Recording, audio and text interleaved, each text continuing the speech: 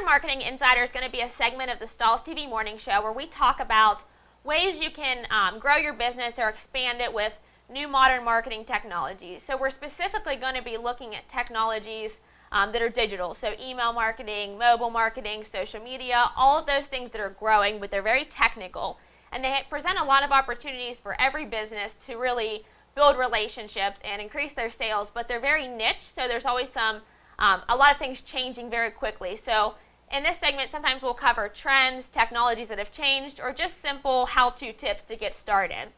So today's first segment is actually going to be on email marketing, which is one of the most popular when it comes to more modern technologies for marketing techniques. But with email marketing, it's actually one of the very most lucrative really for business owners. But a lot of businesses, especially if you're a small business, you're probably keeping away from doing this. And I hear it a lot of the times because of expense. So it's a lot of work for me to do this. I don't know how to get into email marketing. It's a large expense for me, so I've cut that part of my budget. I've got to work on the production or the selling aspect of it. But used correctly, email marketing can be very inexpensive. The Direct Marketing Association actually came out last year with a statistic that showed that it gave a return on investment for U.S. businesses by about 4,300%. So they can be very inexpensive. They give a high return on investment. And using an email marketing service, it can be easy to create. So you don't have to have a ton of knowledge in HTML and a lot of email background that kind of scares people away. So let's dive in. I'm going to switch to my computer and let's dive into 6 steps to get started with email marketing. So when it comes to email marketing, the first step to getting started is to define your audience. So you have to really understand who you're talking to before you can go anywhere else. And that's like that with any marketing technology or sales business. But when you're defining your audience, you want to know who they are. Are they customers, or are they somebody who's actively buying with you that are familiar with your business? Or are they prospects from a trade show or from your sales reps, maybe cold calls they have made or that you have made? The conversation and the content that you're going to deliver to your customer who's aware of you and who knows you and your business is going to be different from a prospect that you're trying to get to place an order and trying to get to build this relationship with. So a very important step to getting started is defining who you're going to be sending these emails to. And you're not limited. You could have an email that's going to go directly to your customers, and you can have an email set that's going to go directly to your prospects if the time and the budget allows for that. Once you've defined your audience, it's the time to determine your content. So what are you going to say to them? And when it comes to determining your content, you have to understand, what does your customer want to see? So what's the most relevant and important information to them? A lot of the times marketers go above and beyond and push out the message that, or business people in general, push out the information they want the customer to see versus what the customer wants to see. So you have to deliver something that's going to provide value to them, that's relevant to them, that's going to want them to stay subscribe to your email list and getting more information from you and opening those emails every month or 2 months that you're sending them. You also want to make sure your messaging as you're creating your content is short and concise. So I know we always have so much we want to say to our customers. You may want to blast out a new promotion or maybe a new shipping program that you're offering, and you want to explain everything in detail. Sometimes detail is too much, and a lot of the times in marketing, longer is never better. So you want to try to keep your message short, concise, keep headlines that are easy and clear to read, and then develop a clear call to action. So as you're developing the content, think about what you want them to do. If you have an e-commerce site and you want them to go directly on there and place an order, then direct them to your website with an order now. If you don't have a website that allows you to do e-commerce, then you might be giving them a phone number to directly call a sales rep with their order in. So that's important, and you may just want them to maybe visit your website to learn more. And those are different things that you'll want to determine as you're building the content for your emails.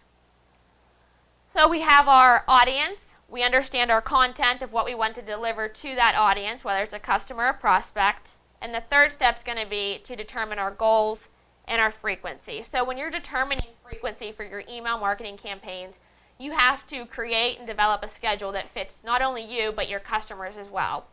So it's important to understand what you can do and what you can set up as far as the timeline goes. So you have to create a timeline for yourself, your writers, your designers, whoever is creating your emails, and making sure it's something that's not going to bog down your other time and that you can commit to. Likewise, you want to make sure you remember your content, so you don't want to overwhelm your viewing audience or your audience with too many emails to where they may unsubscribe or you may fall into the spam box at some point. So you want to email usually about once a month. You don't want to try to skip too many months, but most importantly, you want to keep the second step in mind. If you have good content, it's okay to email more frequently.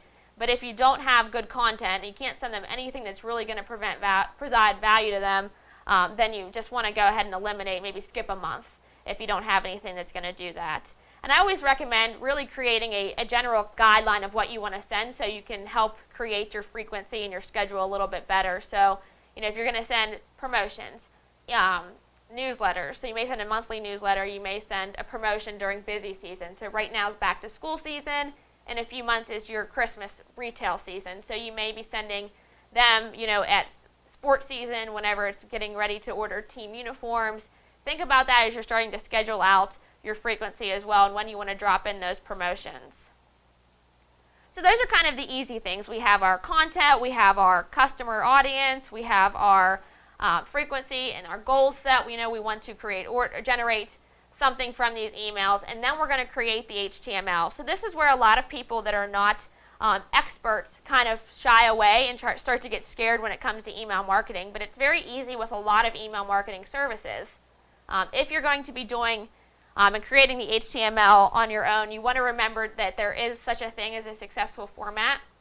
Most email marketing services today will push you towards this format because it creates the highest return for them as well, and for the they want you to have a successful campaign, and that's a blend of text and HTML. So HTML is basically the beautiful images that you see in an email, and so you don't want to just copy and paste the images in an email and send it, because if the web platform doesn't allow you to see those images, you're going to get a blank email and the messaging is completely lost. Likewise, if it's just text and you're copy and pasting the coding, you don't want to do that either. So this blend allows me to basically see the beautiful HTML images that you've set up, and it looks perfect and pretty. But if for some reason my web platform, maybe on mobile or something, doesn't allow that, the message is still there in text. So I'm not going to lose your key message if you're sending it with that blend. But if you're not familiar with this type of thing and it's a little too technical, just remember these email marketing services that we'll talk about here shortly are going to help you create this, ensure it gets delivered, and ensure that you have a successful email campaign, because they want you to continue to use their services as well. The fifth step, once you've created your beautiful HTML and your images, is just to do a quick proof, which is key in anything, and then send it out. So you want to proof your images to make sure that they look beautiful. You want to make sure that they're conveying the message that the copy and the writing on your email is. You want to make sure your landing pages are taking them where you said you're going to. If you want them to order on your website, you want to make sure that link's taking them where they should go for that ordering. And then one thing that email marketing services that, like MailChimp, which we'll talk about, will do is actually test emails, email rendering on different web platforms. So making sure the email is going to show up correctly on Google versus Yahoo versus Outlook and different platforms and things like that. So the very final step in your email marketing campaigns is to measure and track for success. So you have to listen to what the data is telling you. If an email doesn't perform well, you could try a different time of day. So some people recommend sending usually Tuesday, Wednesday, Thursday, midday between 10 and 2. They have found is about the most successful time period for emails. But you may want to try either a different time, a different audience, but you have to look at the data that you're given. So most email clients or email services will tell you, you've got this click rate, you've got this open rate, you've got this bounce rate. These many people unsubscribe, which of course you don't want, and you want to just make sure it's a successful campaign. That's one of the big benefits about these email marketing services. And the email marketing services are built in a way that they give you templates that you can easily create these with. You can collect your data and find out whether or not an email campaign is going to work well. So it gives you those abilities as well. And some of the ones that are out there are MailChimp, iContact, GetResponse, Constant Contact. There's actually a side-by-side comparison done by PC Magazine for 2015 that compares the different email services as well. So you can find that online at pcmag.com, but you can kind of compare if you're looking into email services and see which ones provide email templates, which ones provide tracking, which ones provide free trials if you want to just test it out and play around with it before you purchase. When it comes to the cost of these, most of them offer a monthly service, so you'll be paying, typically it's somewhere between $9 and $15 a month, but it varies depending on the number of emails you send and the number of contacts you're sending them to. But you can get into it very inexpensively for just a trial period, just maybe to do your promotions or send out every so often to your customers every month, every other month, and work it into your budget that way. So email marketing is a really great way to generate relationships with your customers and continue to build them, to get sales promotions out there, especially at seasonal times of year, and just really continue to build your brand with your customers and stay top of mind. I recommend every company works with that kind of avenue as an additional way to nurture their customers, along with your salespeople and along with your customer service and your other marketing efforts. I think you can find a lot of success with it, and I'm looking forward to sharing more insight on the Modern Marketing Insider on tips and tricks with email marketing.